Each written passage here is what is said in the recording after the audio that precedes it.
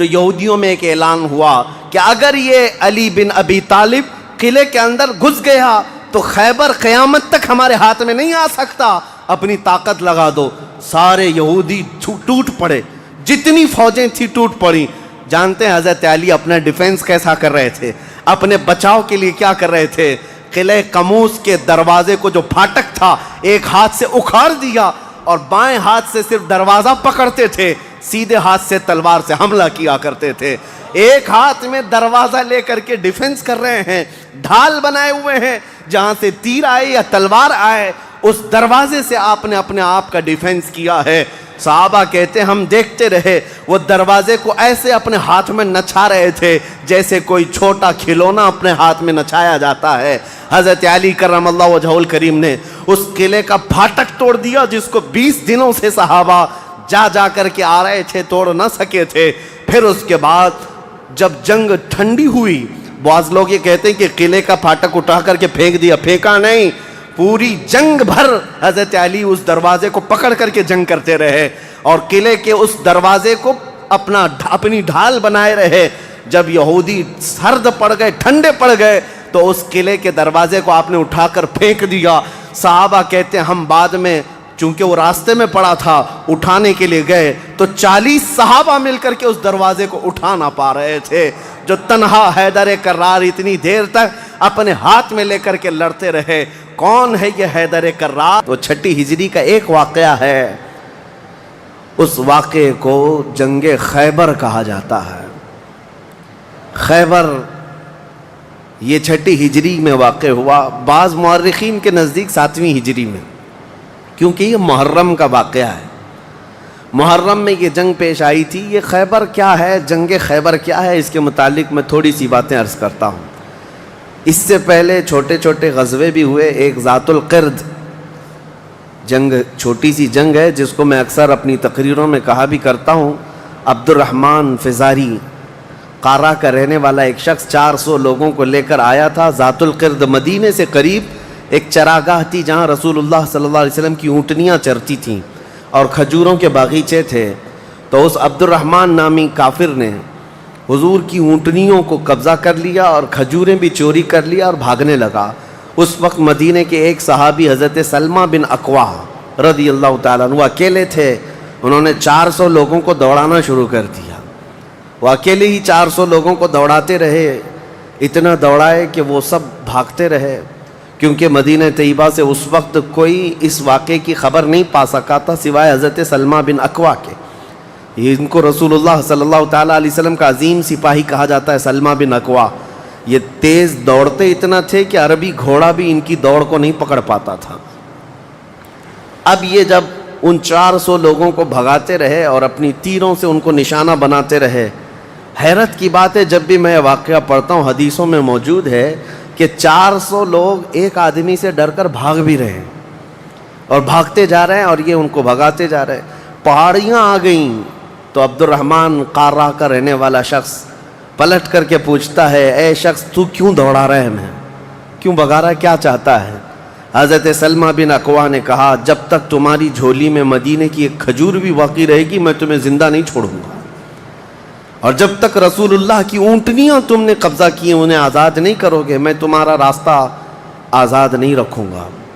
اور دوڑاتے رہے۔ کئی لوگ اس میں سے گھوڑے سے گر جاتے تھے، ان کی گردن پر یہ صرف پیر رکھتے وہ وہیں ٹھنڈا ہو جاتا، یہاں تک کہ وہ پہاڑیوں کے اوپر چڑھ گئے۔ عبد الرحمن نے اپنے ساتھیوں سے کہا کہ لوگوں ان کی ساری کھجوریں پھینک دو، جتنی چادریں ہیں بچھا دو اور جتنی اونٹنیاں ہیں انہیں چھوڑ دو، ورنہ یہ ہم میں سے کسی کو بھی زندہ نہیں چھوڑے گا۔ تو اس کی بات پر سارے لوگوں نے اپنی اپنی کھجوریں جو لوٹے تھے مدینے کے باغات سے سب چھوڑ دیا، اونٹنیاں بھی چھوڑ دیں، سب کو جمع کیا حضرت سلمہ بن اکوا نے کھجوروں کو چادر میں، اور تنہا وہ سارا مال اٹھا کر کندھے پر اور حضور کی اونٹنیاں ہانکتے ہوئے مدینے کی طرف لا رہے تھے، اکیلے آ رہے تھے۔ بیچ راستے میں پھر حضرت ابو قتادہ رضی اللہ تعالیٰ عنہ سے ملاقات ہوئی، پوچھا کہاں سے آ رہے ہو؟ تو حضرت سلمہ بن اکوا نے واقعہ کہہ کر کے سنایا، کہا کہ چلو رسول اللہ صلی اللہ علیہ وسلم راستے میں ہی ہیں۔ حضور سے ملاقات ہوئی، حضور نے کہا کہ کہ تم صحیح سلامت آ گئے, ہمیں واقعے کی خبر پہلے سے مل گئی تھی. تو وہ ابھی بھی کہنے لگے یا رسول اللہ میں نے ان کو پانی تک پینے نہیں دیا, اگر آپ حکم فرمائیں تو ان سب کا پیچھا کر کے ان کو یہیں ختم کر دیں گے. نبی پاک صلی اللہ علیہ وسلم نے مسکرا کر فرمایا تمہاری جو اونٹنیاں تھی, تمہارے جو کھجور تھے, اس کے تم مالک ہو گئے ہو, ان کا راستہ چھوڑ دو. تب یہ واپس آئے. حضرت سلمہ بن اکوع, اعلیٰ حضرت امام محمد رضا خان فاضل بریلوی رضی اللہ تعالیٰ عنہ نے اس روایت کو نقل فرمایا اور فرماتے ہیں سلمہ بن اکوع سے پوچھا گیا تمہیں خوف نہیں تھا, ڈر نہیں تھا؟ 400 لوگوں کو اکیلے دوڑاتے چلے گئے, مدینے سے باہر بھی چلے گئے. تو جانتے ہیں کون سی طاقت تھی ان کے پاس, سلمہ بن اکوع کے پاس, جو ان کو خوف سے آزاد کر رکھی تھی. فرماتے ہیں ایک بار رسول اللہ صلی اللہ علیہ وسلم صحابہ سے بیعت لے رہے تھے, ہاتھ میں ہاتھ لے کر بیعت کر رہے تھے. تو سب حضور کے پاس ہاتھ دے رہے تھے, بیعت کر رہے تھے. حضور نے مجھ سے کہا سلمہ بن اکوع آ جاؤ, تم بیعت کر لو میرے ہاتھ پر. میں نے عرض کیا یا رسول اللہ پہلے ہی میں بیعت کر چکا ہوں. ایک بار وہ بیعت کر چکے تھے. حضور نے فرمایا دوبارہ کر لو, اس میں کیا حرج ہے؟ حضرت سلمہ بن اکوع کہتے ہیں میں نے دوبارہ حضور کے ہاتھ میں ہاتھ دیا, حضور نے بیعت کیا. تھوڑی دیر گزری تھی کہ صحابہ بیعت کر رہے تھے. حضور نے پھر پکارا سلمہ بن اکوع بیعت کیوں نہیں کر لیتے؟ کہا یا رسول اللہ میں نے 2 بار بیعت کی ہے. حضور نے فرمایا تیسری بار کر لو, کیا حرج ہے؟ وہ حضرت سلمہ بن اکوع کہتے ہیں میں نے اپنا ہاتھ رسول اللہ کے ہاتھ میں تیسری بار دیا اور بیعت کیا. اور اس کے بعد جب نکلا حضرت سلمہ بن اکوع کہتے ہیں مجھے اس ہاتھ پر اتنا بھروسہ تھا کہ دنیا کی ہر طاقت کو دھول چٹا سکتا تھا کہ رسول اللہ کے ہاتھ میں دیا ہوا ہاتھ ہے. ان کے پاس جو بے خوف ہونے کے لیے کوئی دولت تھی نا, بے باک ان صحابہ کو اگر کوئی چیز بناتی تھی تو یہی چیز ہے عشق مصطفیٰ, محبت مصطفیٰ, جس کو بریلی کے امام نے فرمایا ہے خوف نہ رکھ رضا ذرا تو ہے عبد مصطفیٰ, تیرے لیے امان ہے, تیرے لیے امان ہے. کسی شاعر نے کہا تھا کہ دیوان گانے عشق محمد کو دیکھ کر گھبرا گئی ہے گردش دوراں کبھی کبھی. حضور کے عاشقوں کو دیکھ کر کے دنیا کی طاقتیں بھی گھبرا جاتی تھیں کہ ان کے پاس ہے کون سی طاقت. تو یہ جو چھوٹی سی جنگ واقع ہوئی اس کو ذات القرد کہتے ہیں. اس کے 3 دن کے بعد ہی خیبر کی جنگ شروع ہو گئی تھی. اب خیبر پر ہم آتے ہیں. خیبر کیا ہے؟ تقریباً مدینہ طیبہ سے 320 کلومیٹر دور یا 300 کلومیٹر کے قریب ایک بستی ہے جس کو خیبر کہتے ہیں. خیبر یہودیوں کا گڑھ ہے, یہودیوں کا مرکز. اور اس وقت سے لے کر کے حضور صلی اللہ تعالیٰ علیہ وسلم کی مدینہ طیبہ آمد سے بھی کافی پہلے سے خیبر میں یہودیوں نے ایسا اپنا وہ جمایا ہوا تھا کہ پورے عرب کے سب سے بڑے مالدار یہودی خیبر میں رہتے تھے, اور جنگی طاقت بھی سب سے زیادہ ان کے پاس تھی, اور غرور اور گھمنڈ اتنا تھا, پیسوں پر بھی اور جنگ پر بھی, طاقت پر بھی, کہ وہ کسی کو بھی ڈرا دیتے تھے.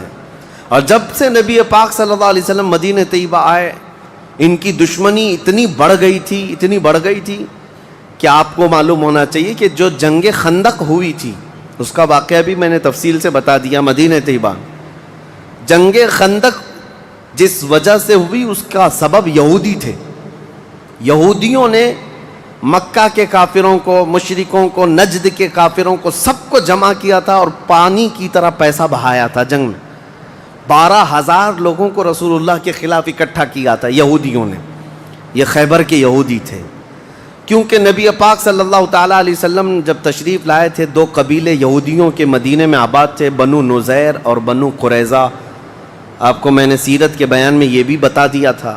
اور یہ دونوں قبیلوں نے حضور صلی اللہ علیہ وسلم کے ساتھ غداری کی تھی, وعدہ خلافی کیا, معاہدہ جو تھا اس کو توڑ دیا. اس کی وجہ سے ان یہودیوں کو جو مدینے میں رہتے تھے جلا وطن کر دیا گیا تھا, نکال کر باہر کر دیا گیا. تو جتنے مدینے سے نکالے ہوئے یہودی تھے وہ سب خیبر میں جا کر جمع ہو گئے تھے. خیبر میں جا کر کے ان لوگوں نے اڈا بنا لیا تھا, اور ڈیلی ان کی صرف اور صرف یہی منصوبہ بندی ہوتی تھی کہ محمد صلی اللہ علیہ وسلم اور ان کے ساتھیوں کو کیسے مارا جائے, کیسے قتل کیا جائے. کوئی بھی دور دراز سے اگر چھوٹی سی دشمنی رکھتا تھا رسول اللہ سے تو یہ یہودی خیبر کے پورا کا پورا مال ان کے پاس بھیجتے اور ان کو کھڑا کرتے کہ تم جاؤ, ہم سپورٹ میں ہیں, ہم سپورٹ کریں گے. ساری جنگوں میں مشرکوں کا سپورٹ کرتے تھے. اب میں آپ کو بتاؤں جن کے دلوں میں اتنا زہر بھرا ہوا تھا رسول اللہ صلی اللہ علیہ وسلم کی دشمنی کا، اب ان لوگوں نے دیکھا کہ یہ اب ان کی طاقت بڑھتی جا رہی ہے، اور بادشاہوں کو تک ان لوگوں نے اسلام پیش کر دیا، اور اسلام اب مکہ مدینے کا نہیں رہ گیا، اب تو ایران بھی چلا گیا ہے، مصر بھی چلا گیا ہے، حبشہ بھی چلا گیا ہے، یمن بھی چلا گیا ہے۔ تو ان کے پیٹ کا درد اور بڑھ گیا۔ ان لوگوں نے پھر اب فیصلہ کرنا شروع کیا کہ اب سارے لوگوں کو جمع کرتے ہیں۔ ایک قبیلہ تھا بنو غطفان، یہ مشرکوں کا قبیلہ تھا، اور وہ جنگی طاقت بہت زیادہ رکھتے تھے۔ اس وقت عرب میں وہ نڈر مانے جاتے تھے۔ یہودیوں نے ان کو بلا کر کے جنگ کا پلان کیا کہ مدینے پر اچانک چڑھائی کریں گے اور تہس نہس کر کے رکھ دیں گے، کسی کو خبر بھی نہ ہو، پورے مدینے کی اینٹ سے اینٹ بجا دیں گے۔ انہوں نے پلان کیا راتوں رات، لیکن مخبر صادق رسول اللہ صلی اللہ تعالیٰ علیہ وسلم کا حال یہ ہے، اور کوئی غیب کیا تم سے نہاں ہو بھلا۔ نبی پاک صلی اللہ تعالیٰ علیہ وسلم کو خبر ہوئی کہ یہودیوں نے میٹنگ کی ہے اور راتوں رات مدینے پر چڑھائی کرنے والے ہیں۔ دوسرے دن حضور پاک صلی اللہ تعالیٰ علیہ وسلم نے صحابہ کو جمع کیا، تو جتنے صحابہ تھے سب جمع ہو گئے، تقریباً 1600 صحابہ تھے۔ کتنے؟ 1600 صحابہ۔ 1600 صحابہ مدینہ طیبہ سے نکل پڑے حضور کے ساتھ کہ ان یہودیوں کو خیبر سے نکلنے سے پہلے ان کا راستہ ہم روکیں گے کہ مدینے پر کوئی بھی چڑھائی نہ کر سکے۔ جب رسول اللہ صلی اللہ علیہ وسلم صحابہ کو لے کر چل پڑے، چال الٹی پڑ گئی۔ یہودیوں نے یہ سوچا تھا کہ مدینے پر اچانک حملہ ہوگا، کسی کو کانوں کان خبر نہیں ہوگی، لیکن ایسا ہوا کہ 8 دن کے بعد اچانک حضور خیبر پہنچ گئے، ان کو کانوں کان خبر بھی نہیں ہوئی۔ نبی پاک صلی اللہ تعالیٰ علیہ وسلم صحابہ کے ساتھ جب پہنچے، صبح ہو رہی تھی، خیبر کی وادیوں میں حضور داخل ہو رہے تھے، تو یہودی اپنے اپنے کھیتوں میں کام کرنے کے لیے جا رہے تھے۔ جیسے ہی مدینے کی فوج کو دیکھا، ہیبت طاری ہو گئی، الٹے قدم اپنے قلعوں میں واپس بھاگتے رہ گئے اور چیخ مارتے رہ گئے کہ محمد بھی آئے ہیں اور مسلمان بھی آئے ہیں۔ حضور صلی اللہ علیہ وسلم نے ان کی چیخ و پکار کو سنا تو ایک جملہ فرمایا۔ حضور صلی اللہ علیہ وسلم فرماتے ہیں، جن کافروں کی وادی میں ہم اتر پڑے ان کی صبح خراب ہو ہی جاتی ہے، اور یہ خیبر اب برباد ہوگا۔ حضور کے الفاظ تھے، جملہ نکلا۔ صحابہ کرام اتنی جوش سے نعرہ لگا رہے تھے کہ یہودیوں کے سارے قلعے صحابہ کی آواز سے گونجنے لگ گئے۔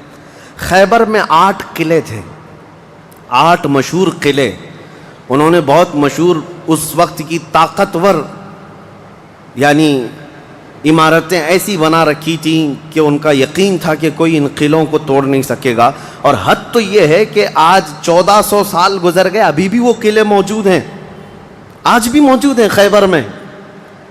وہ قلعوں کے باقیات، کھنڈرات ابھی بھی موجود ہیں۔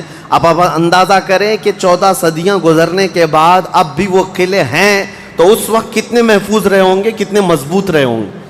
ان کو بڑا غرور تھا۔ 8 مشہور قلعے تھے، قلعہ ناعم، قلعہ نطات، قلعہ قموس، ان کے نام تھے الگ الگ۔ ہر قلعہ الگ الگ کاموں کے لیے استعمال ہوتا تھا۔ اب نبی پاک صلی اللہ تعالیٰ علیہ وسلم خیبر جب پہنچے، 1600 صحابہ ہیں۔ اب سنیے، ایک قلعہ ناعم تھا جس میں سارا ذخیرہ تھا، کھانا پانی اور سب کچھ وہاں پر تھا، اور اس کی ذمہ داری سلام بن مشکم نام کا ایک یہودی، وہ بہت ہی بغض و عداوت میں بھرا ہوا یہودی تھا، اس کے ذمے تھی۔ اور قلعہ قموس جو سب سے بڑا قلعہ تھا، اس کی ذمہ داری مرحب نام کے یہودی کے پاس تھی۔ اور مرحب وہ شخص ہے جس کے بارے میں مشہور تھا کہ وہ 1000 لوگوں سے تنہا لڑ سکتا ہے۔ 1000 انسانوں کی طاقت تھی جس کے پاس، اس کا نام مرحب تھا۔ پورے خیبر کے یہودی اس سے ڈرتے تھے۔ اور قلعہ قموس جو سب سے بڑا قلعہ تھا، وہ اس کے انڈر میں ہوا کرتا، سب ان کی تقسیم تھی۔ اب جب نبی کریم صلی اللہ تعالیٰ علیہ وسلم شروعات فرمائی تو قلعہ ناعم جو قریب تھا آبادی سے، اس پر چڑھائی شروع کر دی۔ تو جو صحابہ وہاں گئے تھے قلعہ ناعم، تو صحابہ اکرام کو سخت مصیبت اٹھانی پڑی، کیونکہ اتنی سخت گرمی تھی کہ کہ جس کی وجہ سے حلق میں کانٹے پڑ جاتے تھے پیاس کی شدت سے. کئی صحابہ اس میں شہید ہوئے. آخر کار قلعہ نائم فتح ہو گیا. ایک قلعہ فتح ہوا, دوسرا فتح ہوا, تیسرا فتح ہوا. قلعے اس طرح سے فتح ہونے لگ گئے. یہودیوں کی تعداد میں آپ کو بتاؤں یہ 1600 صحابہ تھے, اور یہودی اس وقت خود اور قبیلہ بنو غطفان جو مشرکوں کا قبیلہ تھا ان کو بھی جنگ کے لیے اپنے قلعے میں بلا لیا تھا. کل تعداد سب کی ملا کر 8000 ہو چکی تھی. 8000 لوگ 1600 لوگوں سے ڈرے ہوئے سہمے ہوئے قلعوں میں بندے ہیں, کوئی باہر نکلنے کو تیار نہیں. اب اس کے بعد یہ خیبر کا معاملہ بڑھتا گیا. اس میں ہوا یہ کہ آخری جو قلعہ تھا قلعہ قموس, یہ سب کے بس کی بات نہیں تھی. بہت مضبوط قلعہ, اور جو آدمی اس کا سپہ سالار ہے, شہ سوار ہے, وہ مرحب ہے. پورا عرب جانتا تھا اس کی طاقت کو. پہلے دن نبی کریم صلی اللہ تعالیٰ علیہ وسلم نے صحابہ کی ایک جماعت حضرت ابو بکر صدیق رضی اللہ تعالیٰ عنہ کی سپہ سالاری میں بھیجی. حضرت ابو بکر صدیق آئے, بہت ہی جاں بازی اور بہادری کے ساتھ لڑائی کی, لیکن وہ اتنا سخت تھا کہ یہودیوں کی طرف سے بہت سخت طریقے سے ڈیفنس ہوتا تھا. صحابہ پیچھے ہٹ گئے, کچھ شہید ہوئے, کچھ زخمی ہوئے, واپس آئے. پھر دوسرے دن سیدنا عمر ابن خطاب رضی اللہ تعالیٰ عنہ کے حوالے حضور صلی اللہ علیہ وسلم نے فرمایا. حضرت عمر فاروق رضی اللہ تعالیٰ عنہ گئے. صحابہ کی ایک جماعت تھی, لیکن آج کا دن اور زیادہ سخت ہو گیا. سارے یہودیوں نے اپنی طاقت جھونک دی قلعہ قموس کو بچانے کے لیے. حضرت عمر فاروق رضی اللہ تعالیٰ عنہ صحابہ کی جماعت کو لے کر شام میں واپس آ گئے. اب یہ محاصرہ بڑھ گیا. 20 دن چلا کنٹینیو محاصرہ ان قلعوں کا, لیکن فتح ہونے کا نام نہیں تھا. جلال پیغمبری کو دیکھیں ہیں, صحابہ 20 دن سے تپتی ہوئی گرمی میں مدینے سے 300 کلومیٹر باہر ہیں. عرض کیا یا رسول اللہ صلی اللہ علیہ وسلم ہماری منزل ابھی کہاں ہے, کب تک ہے؟ رات کا وقت تھا, نبی کریم صلی اللہ تعالیٰ علیہ وسلم جلال میں تھے. ارشاد فرمایا لَأُعْطِيَنَّ غَدًا رَایَةً رَجُلًا يُحِبُّهُ اللَّهُ وَرَسُولُهُ. حضور اکرم صلی اللہ تعالیٰ علیہ وسلم فرماتے ہیں کل کے دن میں اپنا جھنڈا ایک ایسے آدمی کو دوں گا جس سے اللہ اور اس کے رسول محبت کرتے ہیں, اور اللہ اور اس کے رسول جس سے محبت کرتے ہیں وہ خود بھی اللہ اور اس کے رسول سے محبت کرتا ہے. اور پھر میرے آقا نے فرمایا خیبر کی فتح اسی کے ہاتھ میں رکھی ہوئی. صحابہ کہتے ہیں پوری رات بے چینی اور کروٹ لیتے ہوئے ہم نے گزاری. نبی پاک نے بشارت دی ہے تو اب تو ہونا ہی ہے. حضور نے فرما دیا ہے کہ میں کل اپنا جھنڈا اس آدمی کے ہاتھ میں دوں گا جس کو اللہ اور اس کے رسول محبت کرتے ہیں. صحابہ کہتے ہیں حضرت عمر فاروق رضی اللہ تعالیٰ عنہ فرماتے ہیں میری آنکھ تک نہ لگی پوری رات, اور اس تمنا میں کہ صبح ہوگی تو حضور صلی اللہ علیہ وسلم وہ جھنڈا مجھے دے دیں. کہ اس میں 3 بشارتیں تھیں. ایک بشارت یہ تھی کہ وہ شخص جس کو میں جھنڈا دوں گا وہ اللہ اور رسول سے بہت محبت کرتا ہے. دوسری بشارت یہ تھی کہ اللہ خود اس سے محبت کرتا ہے. تیسری بشارت یہ تھی کہ اسی کے ہاتھ میں خیبر کی فتح رکھی ہے. حضرت عمر کہتے ہیں پوری رات پلک بھی جھپکا نہیں, اسی آس میں اسی امید میں پوری رات گزاری. پورے صحابہ کا یہی حال تھا. صبح جب ہوئی دوڑے دوڑے نبی کریم صلی اللہ تعالیٰ علیہ وسلم کی جلوں میں حاضر ہوئے.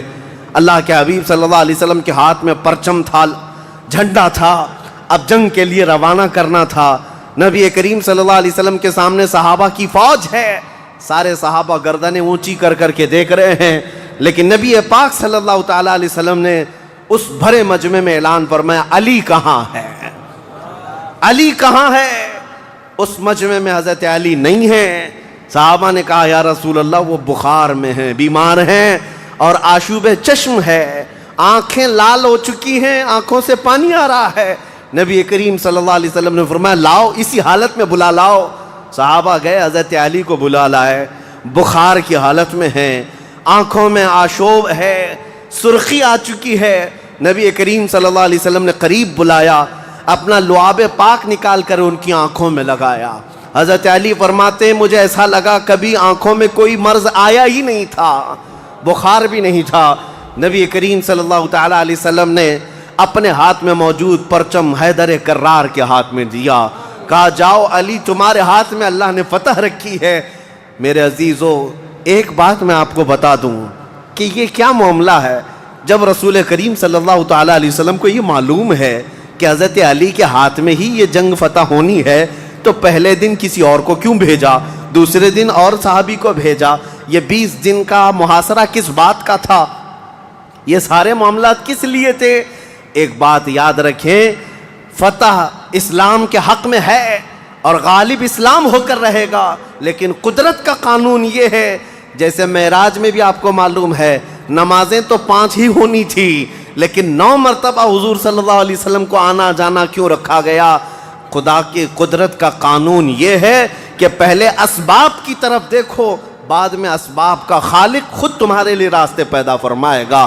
جنگ تو فتح ہونی ہی ہے، لیکن تمہیں اسٹرگل کرنا پڑے گا، میدان میں مشکلیں اٹھانی پڑیں گی، بعد میں فتح تو تمہارے ہاتھ میں اللہ نے دی ہے۔ حضرت علی کرم اللہ وجہہ الکریم اپنے ہاتھ میں پرچم لے کر کے جب قلعہ قموس کی طرف بڑھتے ہیں، جانتے ہیں وہ تاریخ کا وہ عظیم دن ہے، محرم کی غالباً 9ویں تاریخ ہے۔ میں نے شروع میں ہی کہا کہ یہ ایک تاریخ کا ایسا حصہ ہے جس سے ساری باتیں آگے کی فتوحات جڑی ہوئی ہیں۔ کیوں میں آپ کو بتاتا ہوں، حضرت علی جس انداز سے جا رہے تھے اس وقت لوگوں کے اندر ہیبت طاری تھی، صحابہ آپ کے ساتھ تھے۔ جیسے ہی قلعہ قموس کے پاس گئے، سیدھے حضرت علی کرم اللہ وجہہ الکریم نے للکار کر کے مرحب یہودی کو بلایا کہ باہر آ جا اپنے قلعے سے اور مجھ سے مقابلہ کر۔ وہ ہاتھی کی طرح سے ڈیل ڈول رکھتا تھا اور خرامہ خرامہ سامنے آیا اور للکار کر کے کہنے لگا قد علمت خیبر انی مرحب شاک السلاح مجرب، تمہیں معلوم ہے پورا خیبر مجھے جانتا ہے کہ میں مرحب ہوں۔ شعر پڑھ رہا تھا، پورا خیبر جانتا ہے کہ میں مرحب ہوں، سر سے لے کر پیر تک ہمیشہ ہتھیار میں رہتا ہوں، اور نہایت ہی تجربہ کار آدمی کہ جس کا وار کبھی خالی نہیں جاتا ہے۔ اس کے جواب میں مولا علی کرم اللہ وجہہ الکریم فرماتے ہیں انا الذی سمتنی امی حیدرا کلیث غابات کریہ المنظرا، تجھے پتا ہے میری ماں نے ہی میرا نام حیدر رکھا ہے۔ حیدر کا مطلب ہوتا ہے شیر، میری ماں نے میرا نام حیدر رکھا ہے، کلیث غابات کریہ المنظرا، ہیبت ناک شیر جب بھوک کی وجہ سے کچھار میں دہاڑتا ہے اس کو حیدر کہا جاتا ہے۔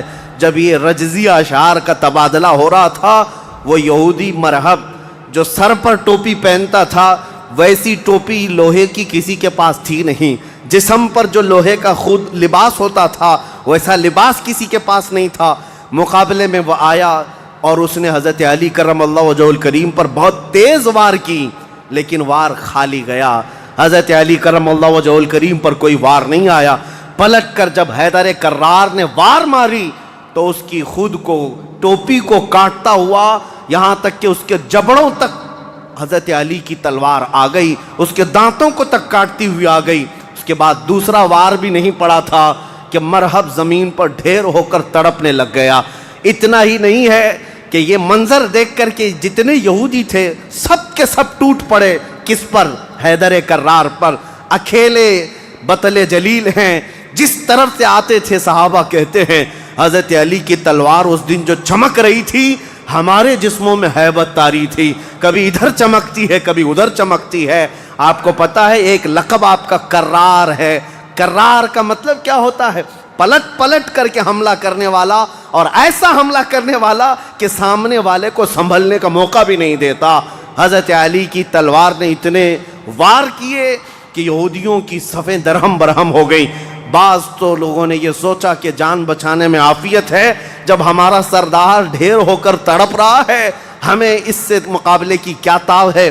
بڑھتے گئے حضرت علی، سیدھے قلعہ قموس جو تھا وہاں جا کر کے کھڑے ہو گئے تو یہودیوں میں ایک اعلان ہوا کہ اگر یہ علی بن ابی طالب قلعے کے اندر گھس گیا تو خیبر قیامت تک ہمارے ہاتھ میں نہیں آ سکتا، اپنی طاقت لگا دو۔ سارے یہودی ٹوٹ پڑے، جتنی فوجیں تھی ٹوٹ پڑی۔ جانتے ہیں حضرت علی اپنا ڈیفنس کیسا کر رہے تھے، اپنے بچاؤ کے لیے کیا کر رہے تھے؟ قلعہ قموس کے دروازے کو جو پھاٹک تھا ایک ہاتھ سے اکھاڑ دیا اور بائیں ہاتھ سے صرف دروازہ پکڑتے تھے، سیدھے ہاتھ سے تلوار سے حملہ کیا کرتے تھے۔ ایک ہاتھ میں دروازہ لے کر کے ڈیفنس کر رہے ہیں، ڈھال بنائے ہوئے ہیں، جہاں سے تیر آئے یا تلوار آئے اس دروازے سے آپ نے اپنے آپ کا ڈیفنس کیا ہے۔ صحابہ کہتے ہیں ہم دیکھتے رہے، وہ دروازے کو ایسے اپنے ہاتھ میں نچھا رہے تھے جیسے کوئی چھوٹا کھلونا اپنے ہاتھ میں نچھایا جاتا ہے۔ حضرت علی کرم اللہ وجہہ الکریم نے اس قلعے کا پھاٹک توڑ دیا جس کو 20 دنوں سے صحابہ جا کر کے آ رہے تھے، توڑ نہ سکے تھے۔ پھر اس کے بعد جب جنگ ٹھنڈی ہوئی، بعض لوگ یہ کہتے ہیں کہ قلعے کا پھاٹک اٹھا کر کے پھینک دیا، پھینکا نہیں، پوری جنگ بھر حضرت علی اس دروازے کو پکڑ کر کے جنگ کرتے رہے اور قلعے کے اس دروازے کو اپنی ڈھال بنائے رہے۔ جب یہودی سرد پڑ گئے، ٹھنڈے پڑ گئے، تو اس قلعے کے دروازے کو آپ نے اٹھا کر پھینک دیا۔ صحابہ کہتے ہیں ہم بعد میں، چونکہ وہ راستے میں پڑا تھا، اٹھانے کے لیے گئے تو 40 صحابہ مل کر کے اس دروازے کو اٹھا نہ پا رہے تھے۔ جو تنہا حیدر کرار اتنی دیر تک اپنے ہاتھ میں لے کر کے لڑتے رہے۔ کون ہے یہ حیدر کرار؟ یہ وہی حیدر کرار ہے جب رسول اللہ صلی اللہ علیہ وسلم نے مکہ مکرمہ میں سب سے پہلے اسلام کی دعوت دی تھی تو مکہ والوں نے انکار کیا تھا۔ 9 سال کا ایک بچہ کھڑا ہوا تھا، کہا یا رسول اللہ میں آپ کے دین کی حمایت کروں گا۔ پتلی پتلی ٹانگیں تھی، کمزوری تھی۔ رسول اللہ نے اس 9 سال کے بچے کو دیکھا اور سینے سے لگایا اور بارگاہ رب العزت میں عرض کیا کہ مولا اس کی ٹانگوں میں اور اس کی بازوؤں میں تو طاقت عطا فرما۔ وہ 9 سال کا بچہ جب 25 سال کا ہو گیا تو فاتح خیبر بن کر کے نکلا، حیدر کرار بن کر کے نکلا۔ اسی لیے سچ کہا ہے جس نے کہا ہے شاہ مرداں شیر یزداں قوت پروردگار، لا فتح الا علی لا سیف الا ذوالفقار۔ یہ ہے جس کا مطلب یہ ہوتا ہے فارسی میں شاہ مرداں شیر یزداں، نوجوانوں کا اگر کوئی بادشاہ ہے تو وہ حیدر کرار ہے۔ شیر یزداں اگر اللہ کا کوئی شیر ہے تو حیدر کرار ہے۔ قوت پروردگار، اللہ کی طاقت کا مظہر دیکھنا ہے تو وہ علی بن ابی طالب ہے۔ لا فتح الا علی، سچ کہا جس شاعر نے کہا لا فتح الا علی۔ پورے لوگوں میں اگر جوان کوئی کہانے کے لائق ہے تو وہ علی بن ابی طالب کا نام ہے۔ لا سیف الا ذوالفقار، اور دنیا میں اگر کسی تلوار کو تلوار کہلانے کا حق ہے تو وہ ذوالفقار حیدری کا نام ہے۔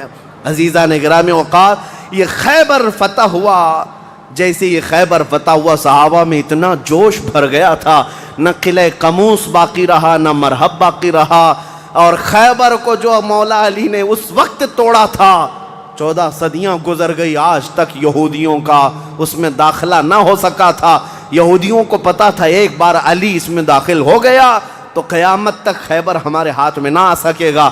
آپ کو پتا ہے 2018 کی بات میں بتاؤں، 2018 میں انگلینڈ میں لندن کی سڑکوں پر پوسٹر اور بینر ہورڈنگ کارڈ لیے ہوئے یہودی احتجاج کر رہے تھے، پروٹیسٹ کر رہے تھے کہ خیبر ہمارا تھا، ہم کو نکالا گیا تھا اور تمہاری ہماری لاسٹ جنگ خیبر تھی، اس کے بعد نہیں ہوئی۔ اس طرح کی باتیں، یعنی میں نے محسوس کیا کہ مسلمان تو بھول گئے خیبر کیا ہے۔ یہودیوں کو جن کو مار پڑی تھی آج بھی یاد ہے کہ مولا علی نے کیسے مارا تھا، آج بھی یاد ہے کہ حیدر کرار کی وار کیسی تھی۔ صدیاں گزر گئیں، وہ زخم ابھی تک بھرا نہیں ہے۔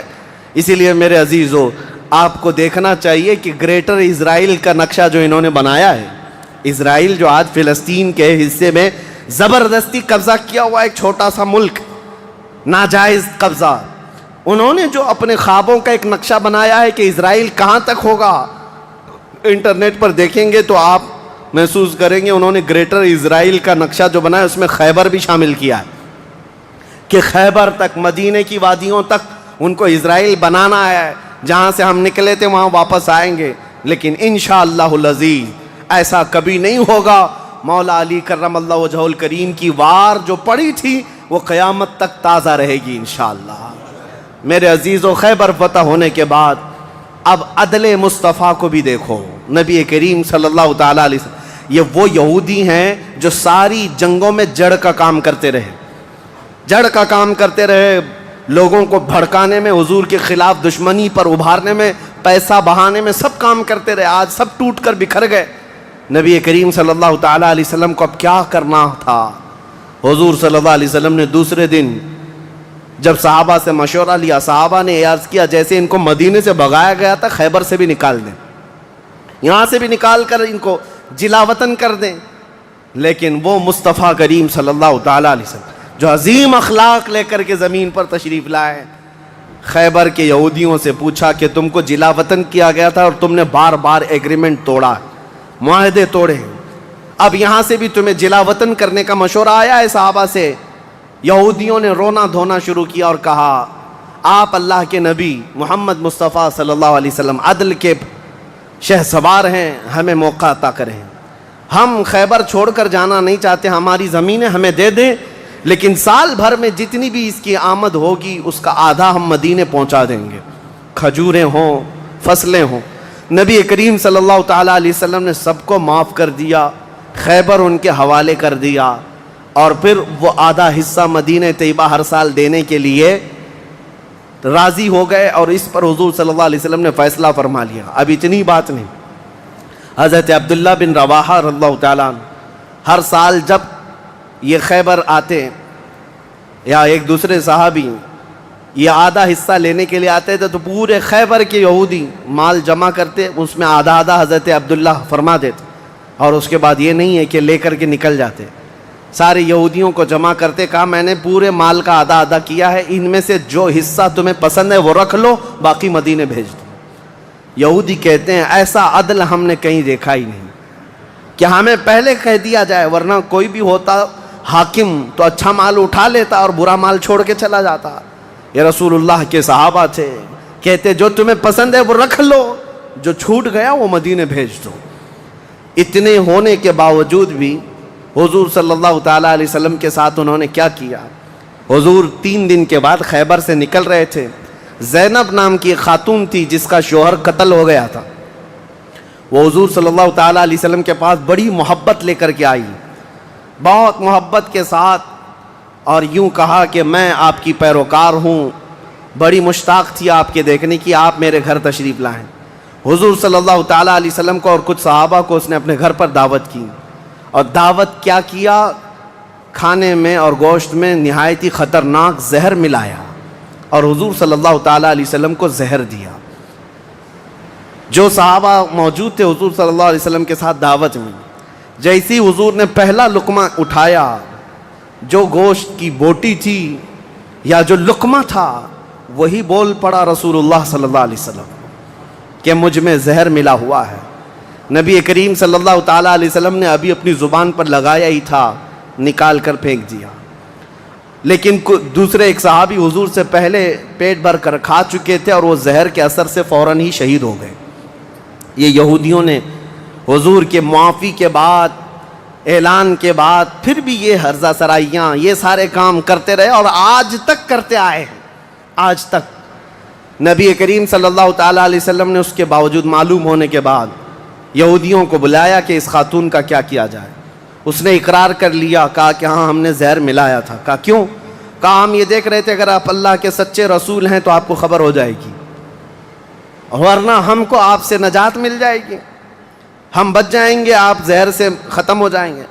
نبی کریم صلی اللہ تعالیٰ علیہ وسلم تو زہر کے اثر سے کچھ نہیں ہوا اور حضور بچے اس زہر سے، لیکن ان یہودیوں میں سے کوئی بھی اسلام کی طرف آیا بھی نہیں۔ نبی کریم صلی اللہ تعالیٰ علیہ وسلم نے اس خاتون سے بدلہ نہیں لیا، اسے معاف کر دیا۔ اپنی ذات کے لیے حضور نے کبھی بدلہ لیا ہی نہیں، اسے چھوڑ دیا اور پھر وہاں سے نکل پڑے۔ یہ زہر کا جو اثر تھا پوری زندگی بھر رسول کریم صلی اللہ تعالیٰ علیہ وسلم کے تالو پر، سر پر اثر لگا رہا، جلن ہوتی تھی، تھوڑا چکھا ہی تھا۔ اتنا خطرناک زہر یہ یہودیوں کے پاس ہوا کرتا کہ انہوں نے اپنے زہر سے کئی لوگوں کو مارا ہے۔ یہ یہودی ایسی قوم ہے جس پر اللہ تعالیٰ نے قرآن میں لعنت فرمائی، یوں ہی نہیں۔ بعض لوگوں کو لگتا ہے کہ بار بار اس ٹاپک پر کیوں ہیں؟ ارے میاں ہم ہر نماز میں یہ کہتے ہیں غیر المغضوب علیہم ولا الضالین، سورہ فاتحہ کے آخر میں۔ المغضوب کا مطلب ہے جس پر اللہ کا غضب ہوا وہ قوم یہودیوں کی ہے۔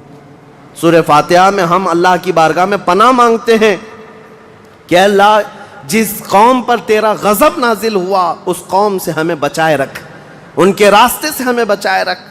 یہ اتنی خطرناک سازشی قوم ہے کہ آج پوری دنیا کو انہوں نے ہلا کر رکھا ہے، آج پوری دنیا کو کریڈٹ نظام پر لا کر رکھا ہے۔ یہ جتنے ورلڈ کے بڑی بڑی بینکیں ہیں انہوں نے اپنے ہاتھ میں رکھا ہے، سونے پر یہ اپنا قبضہ جمائے ہوئے ہیں۔ جیولری اس کو نام دیا گیا ہے، سونے چاندی کے تمام زیورات کو جانتے ہیں۔ اس کے ایک محقق نے کہا تھا جیوز، یہودی جیو کہلاتے ہیں، اور جیو سے انہوں نے جیولری کر دیا ہے کہ سونے چاندی کا حق صرف اور صرف جیوز کے پاس ہے، یعنی یہودیوں کے پاس، دوسرے کوئی اس کا حق نہیں رکھتے۔ اور یہ مال سونا چاندی ہی ہے جو پوری دنیا کی کرنسی کو اوپر نیچے کرتا ہے۔ یہ سارا نظام انہوں نے بنا رکھا ہے، دنیا کو قرضے دے دے کر کے ورلڈ بینک سے اپنا مقروض بنائے رکھا ہے، دنیا کو جنگوں کے ہتھیار خوب بیچتے ہیں، یہ سارے ہتھیار بناتے ہیں اور پورا بیچتے ہیں، اس کا کاروبار بھی کرتے ہیں۔ دنیا کی بڑی بڑی دوائیوں کی کمپنیاں بلکہ بایو ویپن کے طور پر استعمال کرتے ہیں، ڈرگ مافیا ہے، سب یہودیوں کے کنٹرول میں آج۔ اسی لیے میں آپ سے کہتا ہوں یہ اتنی شریر قوم ہے کہ اس سے ہمیشہ پناہ مانگتے رہو اللہ کی بارگاہ میں۔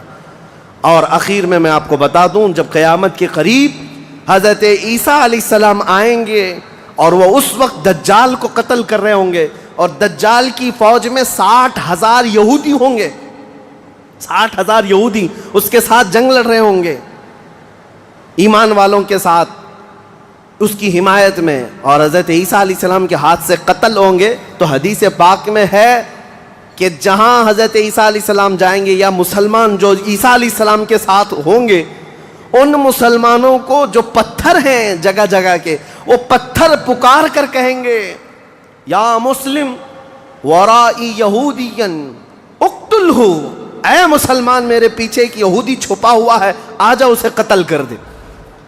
پتھر تک بولے گا کہ یہودی یہاں چھپا ہوا ہے۔ اس سے آپ اندازہ کریں یہ ایسی شریر قوم ہے جس سے پتھر بھی پناہ مانگتے ہیں۔